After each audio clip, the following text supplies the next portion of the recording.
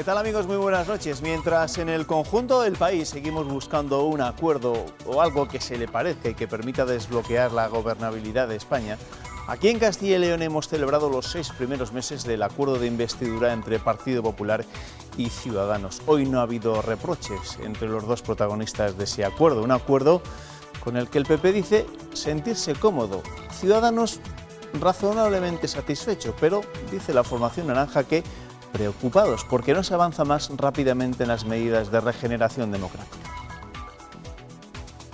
7 meses después de esta firma, primer balance. Nosotros nos sentimos muy cómodos con los acuerdos que hemos firmado. No tenemos ningún problema en reconocer que hay partes en las que se está avanzando, pero no observamos en el Partido Popular la voluntad de cambiar determinados viejos vicios políticos. Vicios como los que genera la aritmética parlamentaria. Se ha utilizado la fórmula del empate a 42 como un método de bloqueo. Nosotros en la mayor parte de las votaciones en las Cortes de Castilla y León no estamos solos. Ciudadanos ponen en el haber asuntos como el aumento para las becas, la gratuidad de los libros de texto o el fomento del empleo rural, además de una comisión que estudiará cómo racionalizar la administración, pero sitúa en el debe la lucha contra el fraude fiscal, la politización, dice, de la sanidad o la accesibilidad a los datos, y pide más medidas de regeneración democrática. Reivindicar la responsabilidad patrimonial subsidiaria de los partidos políticos en casos de corrupción de sus miembros.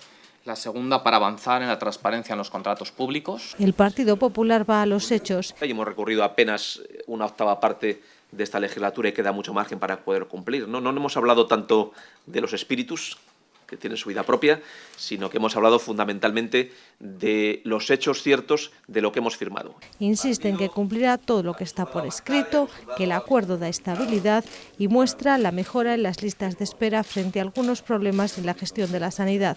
Dentro de 6 meses habrá una nueva evaluación. Seguimos haciendo balance de ese pacto de investidura con uno de los dos políticos que lo firmó en su día, el portavoz de Ciudadanos en las Cortes Regionales, Luis Fuentes. ¿Qué tal? Bienvenido, muy buenas noches. Hola, buenas noches, Juanma, ¿qué tal? Bueno, 6 meses después de esa firma, en la que usted estuvo presente junto a Juan Vicente Herrera, Ciudadanos está satisfecho, moderadamente satisfecho o ni una cosa ni la otra. Hombre, nosotros ya lo hemos comentado esta mañana, estamos moderadamente satisfechos con la ejecución de esos 31 puntos que le planteamos como cuestión de investidura para que el señor Herrera fuera presidente de la comunidad. Pero si tiene que poner en una balanza los acuerdos y los desencuentros, ¿cuál es lo que pesa más? Evidentemente los acuerdos pesan suficientemente, lo que pasa es lo que no está escrito, lo que es el espíritu del acuerdo de investidura es quizás donde tenemos más discrepancias con el Partido Popular, con esa forma que tienen ellos de pensar que se puede seguir en las mismas condiciones que seguían hasta este momento con el rodillo. ¿Eso es lo que se denomina viejos vicios políticos, como hemos escuchado a Pablo Yáñez? Exactamente, es por ahí por donde nosotros le criticamos más al Partido Popular. De hecho, durante toda esta primera parte del periodo de sesiones es lo que le hemos echado más en cara al Partido Popular, que no se han dado cuenta todavía de que no tienen la mayoría absoluta y que tienen que contar mucho más con la oposición. ¿Pero en qué se traducen en concreto eso que ustedes llaman viejos vicios políticos? Realmente, si hemos visto, no se ha aprobado ni una sola proposición no de ley de la oposición sin que se hayan llegado a acuerdos realmente con Ciudadanos. Es decir, tiene que haberse mucha más participación de todos los que estamos en la política para llegar a acuerdos y llegar a los plenos ya mucho más trabajadas todas las propuestas. Realmente el Partido Popular pone su rodillo, dice que no, y la oposición en bloque estamos con otros 42. Por lo tanto, ellos tienen que darse cuenta de que tienen que hablar más, de que tienen que negociar más, que tenemos que llegar a muchos más acuerdos y no llegar al Pleno y decir no. Y se acabó. ¿Y qué les han dicho desde la otra parte, desde el Partido Popular, que sí que están dispuestos a corregir estas críticas que ustedes les hacen? De hecho, realmente incluso en el último acuerdo que tuvimos antes de los presupuestos, que ya le planteamos realmente una de esas grandes medidas de generación, como era la que no pudieran presidir ninguna comisión de investigación, a partir de ahora ellos lo han aceptado y a partir de ahora si se crean comisiones de investigación no serán presididas por ningún miembro del Partido Popular. Por lo tanto, ya están aceptando poco a poco esa nueva forma de hacer la política. Más de lo que hemos escuchado esta mañana en esa rueda de prensa, dicen también que están satisfechos con el articulado de este acuerdo de investidura, pero que están preocupados con el espíritu. ¿Eso qué significa? ¿Tiene que ver también con todo esto? Realmente exactamente es eso, es decir, nosotros sabemos que se van dando pasos, lo que pasa es que creíamos que a lo mejor esos pasos fueron mucho más rápidos de lo que se están realizando. Evidentemente, como he dicho antes, estamos razonablemente satisfechos, estamos en el primer periodo de sesiones, es decir, llevamos solamente 6 meses, pero creemos que podían haberse avanzado mucho más en la presentación de nuevas leyes para que pudiéramos ir avanzando en esos acuerdos. Se han cumplido 6 meses, medio año de ese acuerdo de investidura, que se quedó en eso, en un acuerdo de investidura entre Partido Popular y Ciudadanos, pero ¿este acuerdo va a ir a algo más allá de simplemente el acuerdo puntual de la investidura, el acuerdo puntual que ha habido para la aprobación de los presupuestos? ¿Va a ir más allá durante lo que queda de legislatura? Nosotros lo único que planteamos, además, en ese debate de investidura, que nosotros dábamos la posibilidad de que empezara la legislatura, de que el Partido Popular fuera el que tuviera la posibilidad de gobernar en Castilla y León. Y para eso nosotros tuvimos la responsabilidad de, dado que el Partido Popular había aceptado unas cuantas cuestiones que les habíamos planteado, dejar que el Partido Popular, desde la oposición, nosotros lo que haremos es controlar que el Partido Popular cumpla realmente esas cuestiones que les planteamos, todas estas 31 propuestas que le hicimos, y evidentemente lo que hablábamos, esa preocupación de la regeneración, es lo que nosotros le vamos a ir empujando un poco al Partido Popular para que entre dentro de lo que nosotros creemos. Quiero que escuche a la secretaria de Organización del Partido Socialista, Ana Sánchez, que esta mañana acusaba a Ciudadanos de ser cómplices de las políticas de Herrera y les recuerda que muchos de sus compromisos de campaña se han quedado en papel mojado. Lo que parecía que en principio era solo un acuerdo de investidura se ha confirmado como un acuerdo de gobierno como tal. No nos parece muy positivo que el segundo periodo de sesiones comience con esta confirmación de un paripé anunciado. Bueno, eso es lo que opinaba Ana Sánchez. ¿Usted qué considera? ¿Cómo lo considera? Realmente nosotros lo que queremos y lo que nos han dicho los ciudadanos en las elecciones, tanto en las de mayo como en estas que tenemos ahora en diciembre, es que tenemos que sentarnos, tenemos que hablar, tenemos que dialogar, tenemos que llegar a acuerdos, tenemos que firmar esos acuerdos y tenemos que cumplir esos acuerdos. Nosotros nos sentamos con el señor Herrera, le planteamos nuestras condiciones, se llegaron a esos acuerdos, firmamos esos acuerdos y ahora nos toca cumplirlos a todos. A lo mejor ellos también tienen que cumplir lo que se firma. Pero han quedado en papel mojado algunas de las promesas electorales de Ciudadanos una vez que aceptó este acuerdo de investidura. Nosotros no estamos en el gobierno es el Partido Popular, por lo tanto nosotros lo que tendremos que es, a través de las enmiendas, de las propuestas, de las interpelaciones, irle planteando en este periodo de sesiones cuestiones al Partido Popular y al resto de la Cámara. Una vez que estén en la Cámara, nosotros intentaremos por todos los medios convencer a todos los miembros de esa Cámara para que se aprueben esas propuestas nuestras, pero nosotros tenemos 5 procuradores, no tenemos la mayoría para que se nos haga caso exactamente. Le voy a preguntar precisamente por una proposición de ley que va a presentar usted este mismo jueves para modificar la norma electoral autonómica sobre asignación de escaños y métodos de proporcionalidad. ¿Esto qué significa? ¿Qué es lo que va a presentar exactamente? Nosotros lo que vamos a presentar es una proposición de ley. Es decir, existen ahora mismo una ley electoral autonómica que emana de la ley electoral nacional. Realmente solo se puede modificar una parte de esa ley, la que corresponde exactamente a la normativa que se puede modificar aquí en Castilla y León. Nosotros lo que vamos a hacer es a plantear esa modificación antes de la modificación del estatuto. La ley electoral se puede modificar en el estatuto de autonomía y se pueden también modificar fuera del estatuto de autonomía. Aquello que se pueda modificar sin necesidad de modificar el Estatuto de Autonomía es lo que vamos a presentar el próximo jueves. Y cuando abramos el debate para modificar el Estatuto, también introduciremos nuestras reformas para esa ley electoral. ¿Pero qué buscan ustedes exactamente con esta modificación? ¿Qué es lo que se pretende? Nosotros lo que pretendemos es lo que también demandan los ciudadanos, que haya mucha más proporcionalidad y mucho menor gasto electoral. Por lo tanto, nosotros lo que pretendemos en esa modificación que estamos planteando, que la tenemos ya prácticamente terminada, es eso. Es decir, que por ejemplo no haya posibilidades de que los concejales y alcaldes de municipios de más de 20.000 habitantes puedan ser procuradores y alcaldes, que haya obligatoriedad en los debates en las televisiones, que haya obligatoriedad de que haya elecciones primarias para elegir al candidato para la Junta, que haya una reducción en los gastos electorales, es decir, una serie de modificaciones que sí que podemos plantear antes de modificar el Estatuto y que nosotros lo vamos a plantear. Pero esto no tiene nada que ver, por ejemplo, con el sistema que tenemos actualmente para contar el número de reparto de escaños por provincia, por ejemplo. Realmente eso es lo que nosotros tenemos ahora mismo, es la posibilidad, darle un poco más de proporcionalidad para que llegar a la excelencia que es un hombre, un voto, que es lo que se pretende en las democracias. Evidentemente no hay muchas posibilidades hasta que no modifiquemos el Estatuto de Autonomía, porque ahí es donde se plantea todo lo que es la ley básica electoral en Castilla y León. Y con ese nuevo sistema, claro, me va a decir que el que saldrá ganando será el ciudadano, pero ¿a qué partido le puede beneficiar más? Al ciudadano, realmente, porque podrá tener mucha más participación en las elecciones para que pueda elegir mucho más directamente a sus propios representantes. O creemos que es así, por lo menos nosotros. Le quiero preguntar por la actualidad nacional, que está como está. Evidentemente aquí podemos decir que estamos en una calma chicha, ¿no?, si vemos cómo está el escenario en Madrid. ¿Usted qué cree que va a ocurrir? Ayer contábamos que Rajoy había quedado ya con Rivera para ponerse a hablar de cara a un posible acuerdo, no sé bajo qué fórmula, entre PP y Ciudadanos, pero para acercar de alguna manera posturas. ¿Pero en qué cree que va a quedar todo esto? Si le llaman a usted, ¿qué es lo que ha pasado en Castilla y León para que haya sido posible esa especie de acuerdo? Vamos a ver, lo que he dicho anteriormente, es decir, los ciudadanos el día 20, ¿qué es lo que nos han dicho? Que no va a haber mayorías absolutas y que tenemos que ponernos de acuerdo. Lo que está muy claro es que hasta ahora los dos grandes partidos, que son el Partido Popular y el Partido Socialista, se están echando la pelota uno al otro, sin que ninguno de los dos quieran acometer esa responsabilidad, que es lo que le han dado las urnas, de intentar formar un gobierno y empezar una legislatura.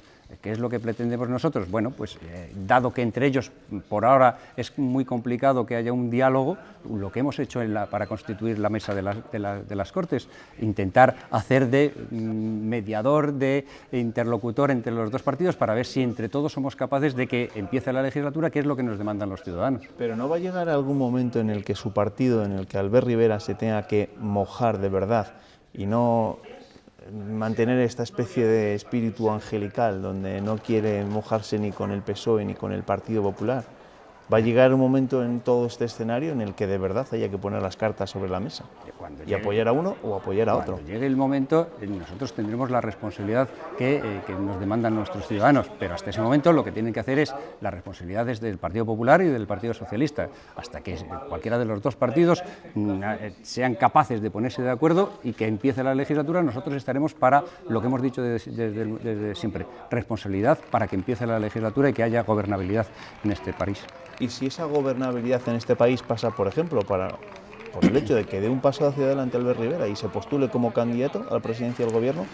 Realmente en este momento, en este tiempo en el que estamos, no es eso lo que se está demandando. En este momento todavía, claro, todavía ni siquiera el rey le ha pedido a uno de los dos que intente. No, se lo ha pedido, pero el otro no ha dicho que no. Bueno, pues ahora hay un periodo de consultas en el cual el rey volverá a preguntarle quién está dispuesto. Todavía no sabemos si Pedro Sánchez dice que él está dispuesto a formar gobierno y que empiece a hacer la consulta con los demás líderes para ver si somos capaces entre todos de llegar a un acuerdo. Lo que tenemos que tener claro es que en un acuerdo, el próximo acuerdo, todos tenemos que ceder un poco, y eso son las negociaciones y esos son los acuerdos entre todos.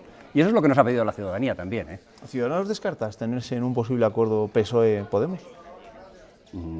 Nosotros lo único que hemos dicho es que no facilitaremos nunca un gobierno en el cual esté Podemos.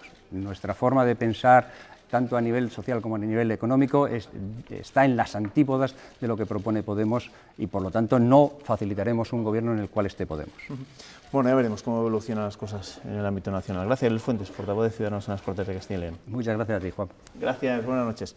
El que espera que se desbloquee pronto esta situación tan endiablada es el rey. Después de los desplantes del viernes, Felipe VI vuelve a llamar a los líderes políticos para una segunda ronda de consultas. Comenzará este miércoles con las formaciones con menos representación y terminará el martes de la semana que viene con Mariano Rajoy y Pedro Sánchez. ¿Novedades? Pues esta vez Podemos y PSOE no van a coincidir en la misma jornada, y el secretario general socialista llegará al encuentro con el monarca tras el Comité Federal del sábado, que puede marcar la pauta de esos posibles pactos del Partido Socialista con Podemos. Cuando terminen todos esos contactos, empezará el tiempo de una nueva negociación, la de Ciudadanos, intentando mediar entre PP y PSOE. Y puestos a añadir más incertidumbre a este escenario, hoy hemos conocido un nuevo caso de corrupción que afecta de lleno al PP valenciano. Una macrooperación policial que se ha saldado hasta el momento con 24 detenidos y casi una treintena de imputados. Entre los detenidos, el expresidente del PP en Valencia, Alfonso Rus. Todos estarían implicados en una red internacional de cobro de comisiones a cambio de adjudicaciones públicas. El PP ha suspendido de militancia a los afiliados detenidos. La operación Taula comenzaba el despliegue a las 10 de la mañana. Los agentes de la Guardia Civil entraban en el Ayuntamiento de Valencia, donde registraban las instalaciones del Grupo Municipal del PP. Ha sido la punta de lanza porque en total han realizado una treintena de registros y han detenido a 24 personas.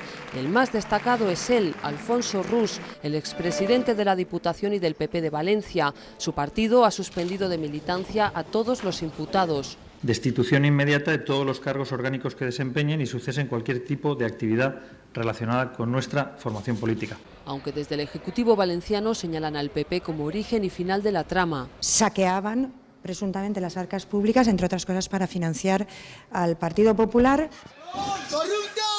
La investigación sitúa a Rus en el centro de la organización. Ya en plena precampaña de las municipales y autonómicas, una grabación le mostraba contando presuntamente dinero de una comisión. 12.000 euros. Ahora también estarían implicados sus más cercanos colaboradores, dos de ellos vinculados además al caso NOS. Solo en la empresa Ciexa, encargada de la construcción de colegios públicos, la intervención de la Generalitat Valenciana ha detectado sobrecostes de más de 1.000 millones de euros. La investigación también apunta a la gestión de la exalcaldesa Rita Barberá, que tiene condición de aforada por ser senadora.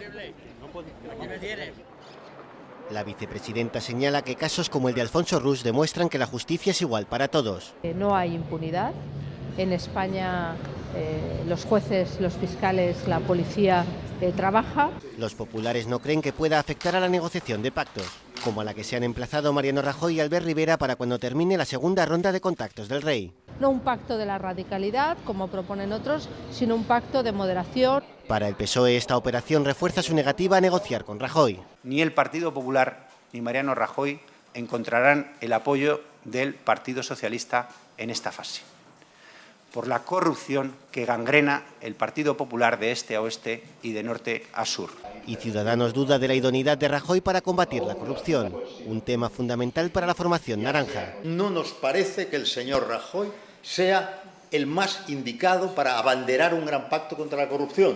El portavoz de los populares en el Congreso protesta porque dice que no se aplica la misma vara de medir al PP que a otros partidos. Porque si eso fuera así, seguramente el señor Iglesias no podría sentarse en este Parlamento, ¿no? Pablo Iglesias responde desde las redes sociales comparando al Partido Popular con una asociación para delinquir.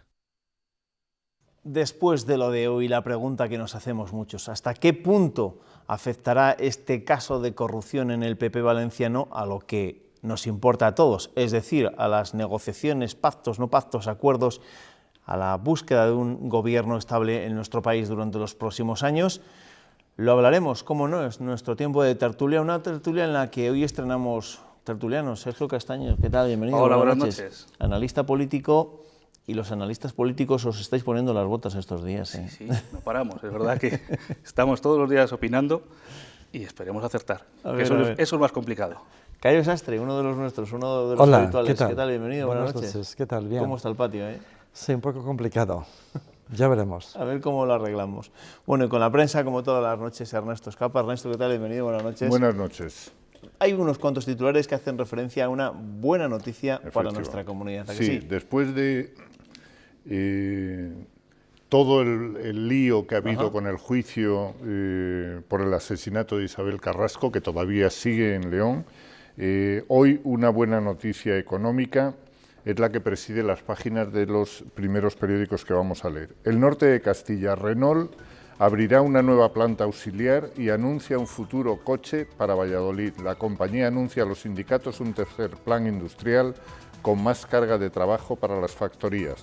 También el diario de Valladolid, El Mundo, destaca en su primera esta misma noticia. Renault plantea un tercer coche en Valladolid, pero pide flexibilidad. Y el diario palentino, Renault ofrece un nuevo coche a Valladolid a cambio de flexibilidad. Diario ABC, abre las páginas de Castilla y León con el juicio por el crimen de Isabel Carrasco. Un testigo, en este caso el controlador de la hora, dice que Raquel Gago tuvo que ver a Triana dejar el arma en su coche. Es la persona con la que estaba hablando en la calle Raquel Gago. La nueva crónica de León, Montserrat, la asesina, vigilaba el domicilio de Carrasco preparada para matarla. El Día de Valladolid, una denuncia particular alertó de las supuestas prebendas en el caso de las señales. Del funcionario del Ayuntamiento, de Valladolid. Diario La Razón, PP y Ciudadanos avanzan en su acuerdo de investidura, excepto en la regeneración democrática. Los populares dicen sentirse cómodos con los 31 puntos firmados y a los naranjas les preocupan los viejos vicios políticos. Para aclararnos, ese acuerdo se refiere al que ya hay aquí en Castilla y León. Sí, el de gobernabilidad. No pensemos en que se ha avanzado en el otro. Diario de León, solo 53 de los 523 hoteles y casas rurales quedan fuera de la calificación de la Junta. Y por último, el Diario de Ávila destaca en la imagen de su primera otro centenario abulense importante que se conmemora en 2016. En este caso, es la celebración de la llegada del pintor italiano Guido Caprotti a Ávila, donde lo detuvo el tren, una nevada, tuvo que estar 3 días en la ciudad, quedó fascinado por la ciudad y unos años después compró con su mujer el Palacio de los Superunda. Pues bendita nevada en esta ocasión. Sí, en este caso porque además fue un pintor de vida larga y de obra importante. Bueno, cuéntame qué viñetas me has traído esta noche. Pues mira, te traigo la viñeta del clavo en el Día de Valladolid, que tiene que ver con el caso del ayuntamiento y el funcionario de las señales. El ayuntamiento pide investigar a un funcionario por el sobrecoste de la señalización y vemos ahí a la máquina de pintar las calles que va pintando el símbolo del euro. Pintando euros. Bueno, yo no sé si a mis tertulianos, pues como a la mayoría de los ciudadanos, cada vez que escuchamos un caso de corrupción, pues al final se nos abren las carnes, porque que continuamente, día a día, tengamos que seguir hablando de todos estos asuntos. ¿Cómo os habéis sentido cuando habéis escuchado este nuevo caso? Es verdad que es Valencia, por desgracia, un sitio ya habitual en este tipo de informaciones. Sí, es cierto, pero es uno más. Desde el caso Filesa, Juan Guerra, han ido sucediéndose varios casos de corrupción del Partido Socialista, posteriormente los del Partido Popular, y ya lo de la Comunidad Valenciana ha sido el sumum, una comunidad que ha creado una oligarquía. Claro, pero es que me has llevado con esos ejemplos a, ¿cuántos? ¿25 años atrás? Sí, sí, es que son prácticamente desde el gobierno de Felipe González. Vacunados. Yo creo que estamos vacunados, porque si nos comparamos con Italia, donde en el año 90 los escándalos de corrupción acabaron con los partidos tradicionales, quiere decir que en España se acepta, sobre todo cuando vemos los resultados de las últimas elecciones, donde tanto el Partido Popular ha perdido, es cierto que ha perdido parte de los votos, pero ha mantenido una mayoría amplia y el Partido Socialista también se mantiene ahí como segunda fuerza, lo que demuestra que los casos de corrupción, en cierto modo, se aceptan. ¿Salen gratis? ¿Salen impunes en muchos casos o ya no? Poco a poco se va avanzando y se va cambiando la manera de observar, pero sí que, en cierto modo, se consideraba que el español era pícaro y que si llegaba a un cargo político, pues tenía que aprovechar esa posición que le otorgaba el cargo político para hacer carrera en otra vía. Es eso que se llamaba la picaresca, que hoy en día ya se denuncia y, por suerte, está cambiando la percepción de la mayoría de los españoles, pero no se refleja todavía en las urnas. Cayo. Bueno, hay corrupción, sí. La corrupción existe en todas partes, hay que decir esto. La corrupción es uno de los principales problemas en todos los países, en muchos países. En las encuestas estas que se hacen a nivel internacional aparece como el principal problema a nivel mundial, la corrupción. Luego va por barrios, luego va por países, pero lo cierto es que probablemente hay menos corrupción en Noruega y hay más corrupción en España, hay menos corrupción en España y hay más corrupción en Italia o en cualquier otro país, ¿no? Pero sientes un poco te ponen los pelos de punta, un poco te da vergüenza, ¿no? Porque esto sí es verdad, está como aceptado, forma parte de la vida cotidiana de la gente. Estas prácticas corruptelas, la viñeta esta de las pinturas estas, de las señales, pues también es una práctica en un ayuntamiento, la connivencia de un funcionario con un empresario y así sucesivamente. Y luego hemos tenido unos años de mucho dinero, de muchas obras, de rotondas, de autovías, de puentes, y entonces esto ha favorecido todavía más estas prácticas. Cuando hablan de regeneración política, cuando hablan de pactos de corrupción, es que la verdad, hacer un pacto contra la corrupción es que es mucho más fácil. No hay que ser corrupto, esto es todo. No, pero eso es difícil, lo que hay que crear los mecanismos que impidan que los políticos, o cualquier persona, porque estamos hablando de políticos, pero los políticos eran corruptos porque trabajaban con empresas privadas que llegaban a acuerdos con políticos. Aquí, en este caso del PP valenciano, estamos hablando, que afecta a varios imputados o varios afiliados del PP valenciano, estamos hablando de una situación en cierto modo similar a la que nos describía el clavo en su viñeta. Estamos hablando de unas partidas que se inflan, evidentemente con dinero público, y ahí ya saben, al final siempre hay que repartir. Sí, que en algún caso, en las construcciones escolares se engordan hasta 1.000 millones. Por ejemplo. Bueno, y todos nos hacemos la misma pregunta, ¿hasta qué punto, ahí está la viñeta, la genial viñeta del clavo, hasta qué punto lo que ha ocurrido hoy en Valencia va a afectar a lo que nos preocupa a todos, es decir, a los posibles acuerdos? Y además es que ocurre al día siguiente de que Mariano Rajoy y Albert Rivera quedasen en sentarse, en comenzar a negociar, en buscar algún tipo de fórmulas que desbloqueara esta situación. Pero hoy, y hemos escuchado al portavoz de Ciudadanos en el Congreso de los Diputados, a Girauta, decir que Rajoy no puede liderar un gobierno en el que se haga frente directo contra la corrupción. Va a afectar, está claro que por lo menos en los próximos días se van a parar las negociaciones, también porque están las consultas con el rey, y hasta el martes nos empezarán a tomar decisiones, pero está claro que hoy, mañana, que cualquier partido se aproxime al Partido Popular para iniciar negociaciones, pues no va a ser bien aceptado, pero a la larga se tienen que llegar a acuerdos.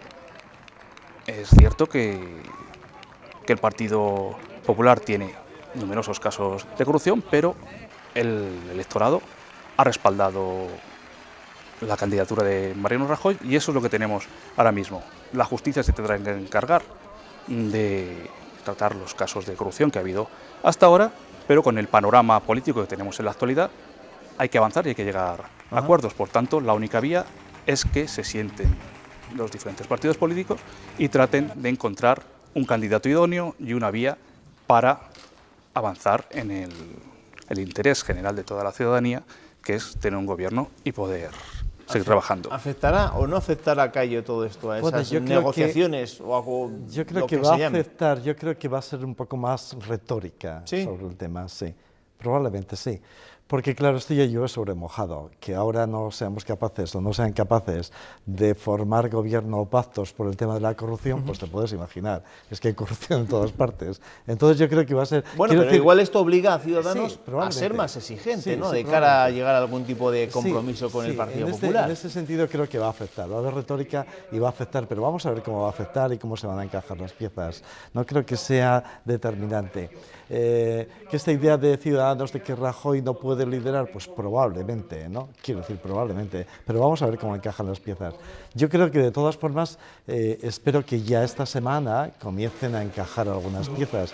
Comencemos a ver un poco cómo se va a organizar esto, quién es el que va a ir a presentarse a candidato de gobierno. Yo creo que si ya con esta semana y después de las consultas, como ha dicho Sergio, del Rey no se avanza en esto, es que, por favor, que llame a alguien y que les dé una lección a estos tipos de cómo hablar y cómo negociar. Esto es que está clarísimo. Necesitamos que alguien les llame, que la Merkel o Obama, esto de que llama a alguien, Ernesto, y entonces se solucionan los problemas, pues creo que vamos a vivir esta situación. ¿No? Bueno, ¿y creéis que va a surgir alguna esperanza blanca? Es decir, que nos saque de todo este embrollo en el que hay dos damnificados, aunque ellos parece que de momento no se quieran dar por aludidos, como son Mariano Rajoy y Pedro Sánchez.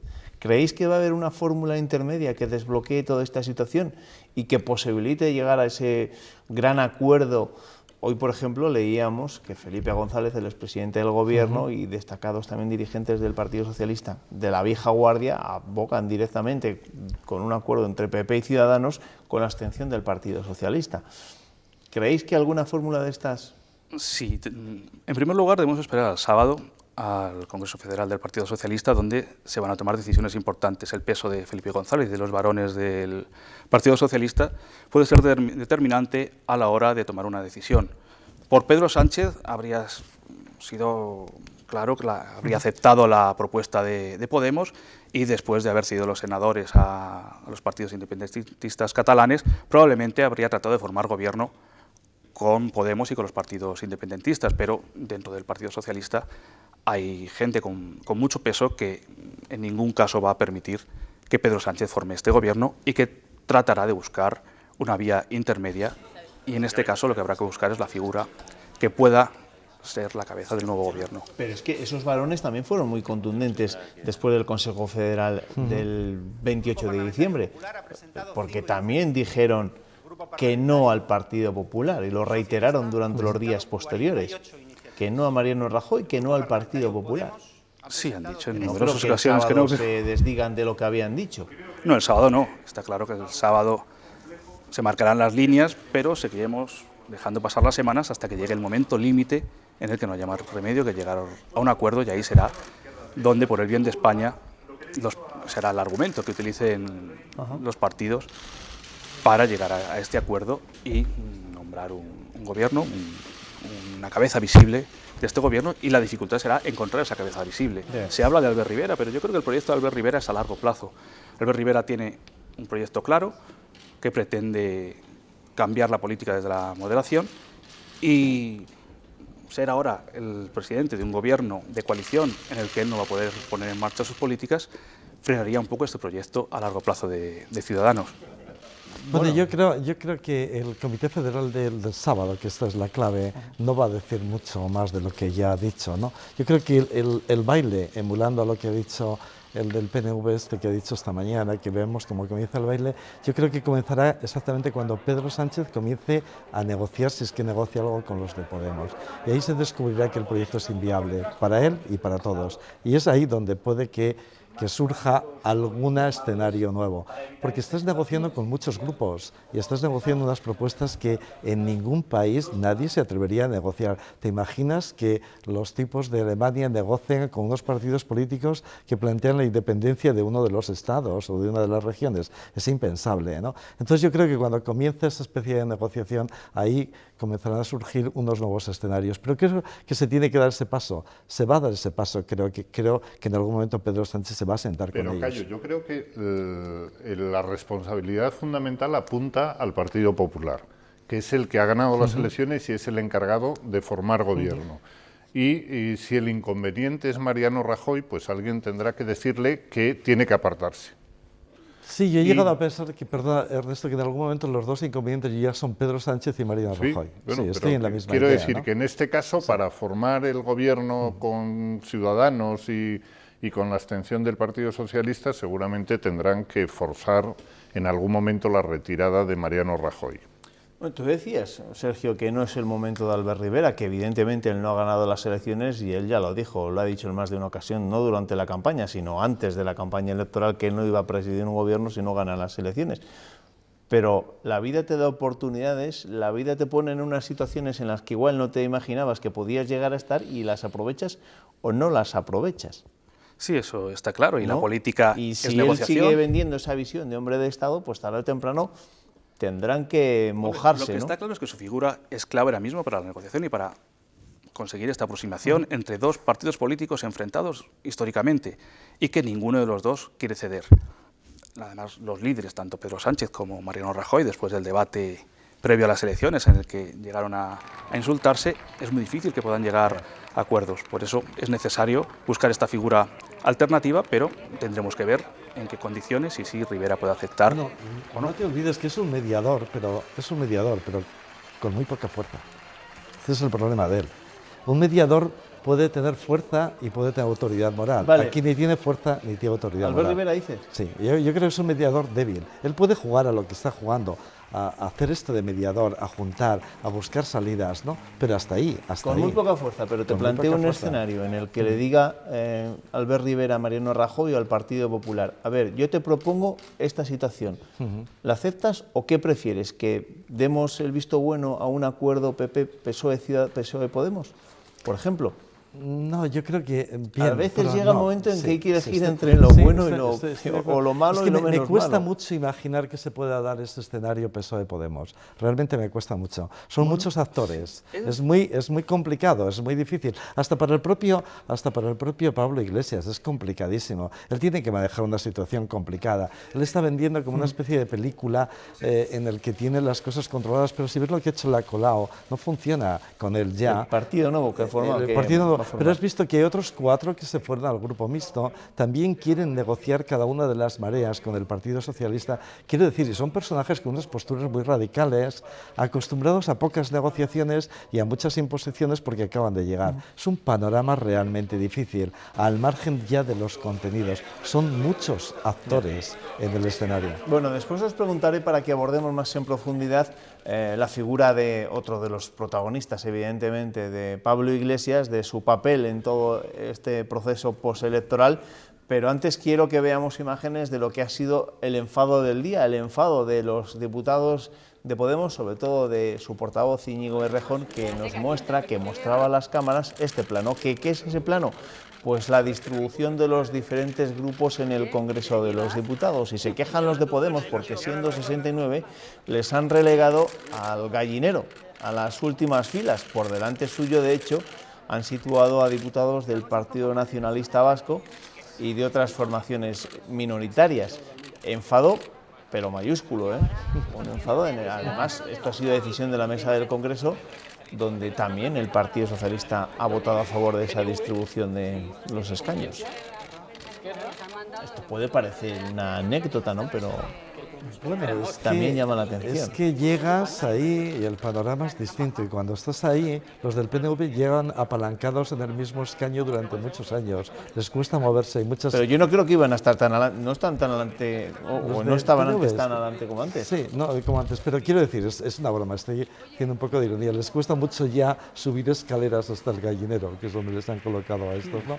Entonces, bueno, y luego se han encontrado que ya ha votado el Partido Socialista a favor. Parece ser que es una especie de pacto entre Ciudadanos y el Partido Socialista, al que se ha apuntado inmediatamente el PP, pero que ahora el Patxi López trata de vestirlo de otra manera. Bueno, esto es la política, quiero decir, esto es la política, y cuando llega el momento de la verdad, pues deja de ser televisión para ser política. Sí, es cierto, la política es negociación, y en este caso Podemos ha pagado la novatada. Los dos grupos más antiguos y mayoritarios en el Parlamento han elegido sus posiciones tradicionales, le han dado a Ciudadanos su sitio en el centro, ya Podemos le han dejado en la izquierda, pero en la izquierda en el gallinero. Un poco marcando la línea que puede seguir, y que ya hemos visto que se va a seguir con la elección de Patxi López como presidente del Congreso, y que es probable que se siga en las próximas semanas. Eso es lógico que Podemos se enfade, pero Podemos normalmente se enfada, su actitud general es de enfado. El lenguaje que utilizan es siempre un lenguaje agresivo de... Sí, Sergio, todavía no están acostumbrados a perder.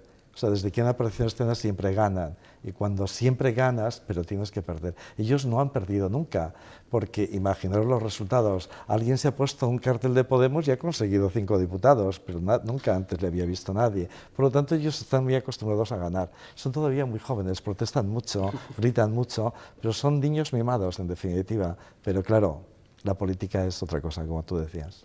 Bueno, y decía yo antes que íbamos a hablar también de la situación en la que se encuentra en estos momentos Pablo Iglesias, después del órdago que lanzó a Pedro Sánchez el pasado viernes, cuando le diseñó su gobierno, con él como vicepresidente y con varias de las carteras, las más significativas para precisamente el grupo de Podemos.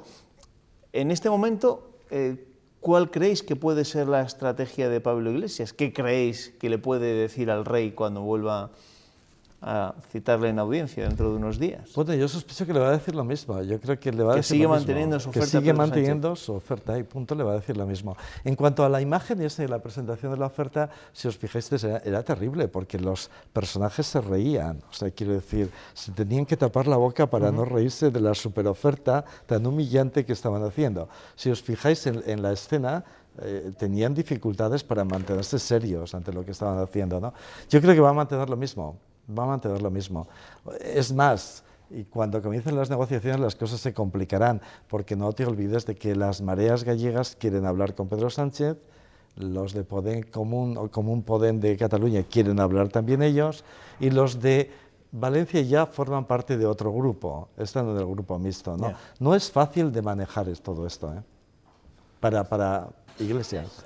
Sí, han lanzado un órdago, han dicho nadie mueve ficha, nosotros la movemos, proponemos este gobierno y ahora que actúen los demás, pero todos sabemos lo que hay detrás de Podemos. Es cierto que la evolución del discurso de Podemos desde las elecciones europeas de 2014 ha ido hacia la moderación y aproximándose a la socialdemocracia para restar votos al PSOE, pero sabemos en realidad cuál es el discurso y cuál es la ideología de Podemos, una ideología populista con un discurso que ya se ha repetido en otros países y hemos visto la evolución, sobre todo en Latinoamérica y en otros países, de este tipo de discurso, este tipo de ideología, y es el objetivo final de Podemos.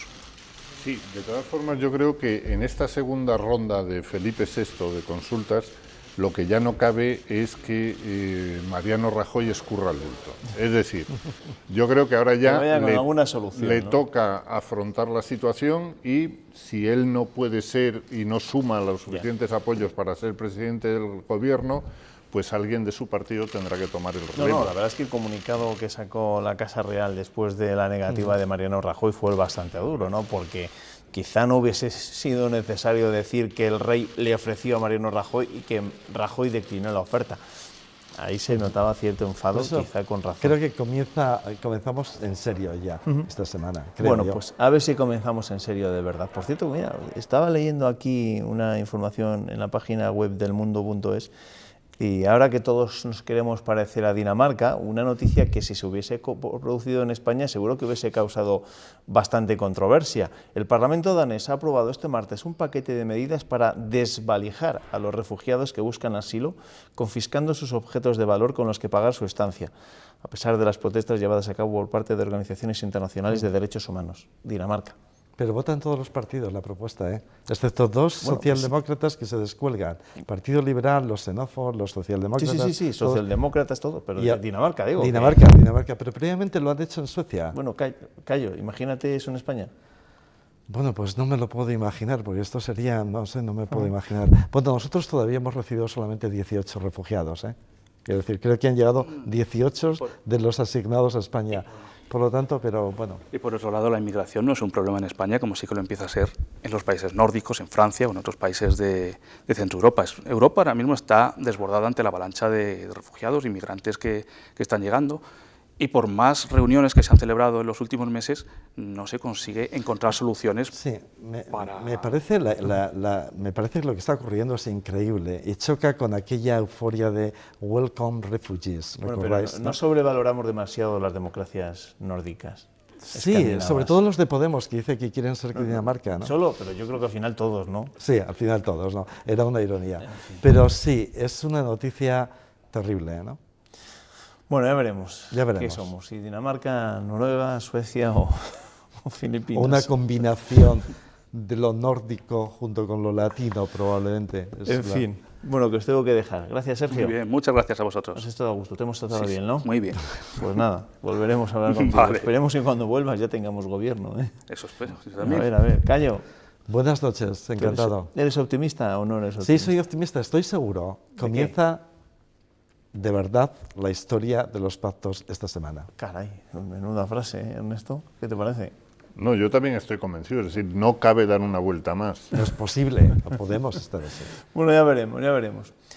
Una de las mejores noticias del día tiene que ver con el empleo. Ya hay un tercer plan industrial para Renault sobre la mesa. Busca consolidar la estructura y la producción actual de Renault en España y poner las bases para un crecimiento futuro. En ello incide ahí algunas de las propuestas como la potenciación del centro de I+D.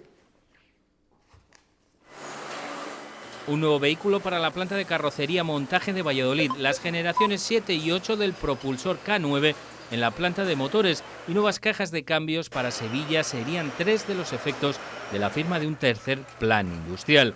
Este también supondría mejor posición de salida para nuevas adjudicaciones en la factoría de Palencia. Crear un escenario que nos permita ser más competitivos que el resto de las plantas. Entre otras cosas porque cuando hay una adjudicación de productos, la Dirección General del Grupo lo que mira es dónde podemos ubicar estos nuevos proyectos. La propuesta de la empresa también recoge potenciar el centro de I+D tanto en producto como en proceso y el inicio en 2018 de una nueva actividad de inyección de aluminio en Valladolid. Es una actividad que no tenemos en estos momentos, es una actividad que va aparejada sobre todo a las fabricaciones mecánicas y es una actividad que nos permitiría mejorar dentro de lo que es el aspecto de la competitividad al poder fabricar ciertos elementos aquí en Valladolid. Los dos planes industriales anteriores, con 1.100 millones invertidos, han dado grandes resultados. El segundo, que finaliza este año, ha permitido la llegada del Captur a Valladolid, que en 2015 produjo más de 250.000 unidades, récord de los últimos 12 años, y del Callar y el nuevo Megane a Palencia, de nuevo con niveles de antes de la crisis. Además, ha permitido crear 4.000 empleos. Esta oferta de la dirección de Renault está supeditada a un acuerdo laboral que mejore la competitividad y la flexibilidad de las factorías españolas. Los sindicatos piden a cambio mayores salarios y más empleo y más estable. El buen momento de actividad que tienen ahora mismo las fábricas de Renault España tiene que repercutir también en el conjunto de los trabajadores y, por lo tanto, valoraremos y analizaremos la posibilidad de entrar a negociar este plan industrial y a partir de ahí iremos viendo todas las propuestas. En empleo estable para los trabajadores que está actualmente en nuestras factorías y en una recuperación de todo lo que estos años de crisis hemos dejado un poco al lado para primar la actividad de nuestras fábricas. Intensa jornada este martes en el juicio por el asesinato de Isabel Carrasco. Hoy han prestado declaración 11 testigos, entre ellos el controlador de la hora, que vio juntas a Raquel Gago y a Triana, el exnovio de la víctima, su mano derecha, Marcos Martínez Barazón, o la profesora del taller de restauración al que acudía Gago. La Fiscalía ha pedido recusar este último testigo por falso testimonio. La actitud de Raquel Gago en las horas posteriores al asesinato de Isabel Carrasco sigue creando dudas. Sus compañeras en el taller de restauración al que acudió aquel día aseguran que era habitual que llegase tarde porque no había un horario cerrado. La profesora había asegurado anteriormente que le dijo que se quedó descansando. Ahora alega coacciones de la jueza. Fui un poco presionada por la jueza en ese interrogatorio. Fiscalía y acusaciones han pedido que sea revocada y encausada por falso testimonio. Antes de todo esto, Triana dejó el bolso en el coche de la agente mientras hablaba con un controlador de la hora. Julio Mazo recordó encontrarse a Raquel parada como si esperara y que Triana le dijo que abriera el coche. Creo las palabras que dijo abre, como abre el coche. Triana recogió el arma de manos de su madre en el pasadizo de Colón. Así lo declararon en comisaría. Su primer abogado lo reconocía hoy, aunque le extraña que coincidan en los detalles, y reabre la teoría del acoso sexual, algo que Marcos Martínez, mano derecha de Carrasco, niega tajantemente. Que tenía una relación sexual o afectiva o amorosa, del tipo que sea, en Valladolid y tal, con otra mujer. La verdad es que me parece una patraña terrible. Entre otros testimonios, se oyó a la vecina de la víctima, que relató las vigilancias de Montserrat, en las que también vio a su hija alguna vez, y se oyó a la pareja de Carrasco. Jesús López Brea reconoció los intentos de la madre por conseguir la plaza de funcionaria para Triana. En el Centro Educativo Concertado Don Bosco de Millamuriel de Cerrato, en Palencia, han abierto una investigación sobre el posible caso de acoso escolar a un alumno de educación secundaria. También han tomado medidas. La primera, evitar el contacto entre los implicados en la pelea y la víctima. La pelea tuvo lugar el pasado viernes al final de la mañana en el transporte escolar. Fue entre varios alumnos y la víctima, un joven de 16 años al que golpearon en el pómulo. Su padre presentó la denuncia por agresiones, avalado por un parte médico. Desde el centro educativo han abierto un proceso de investigación.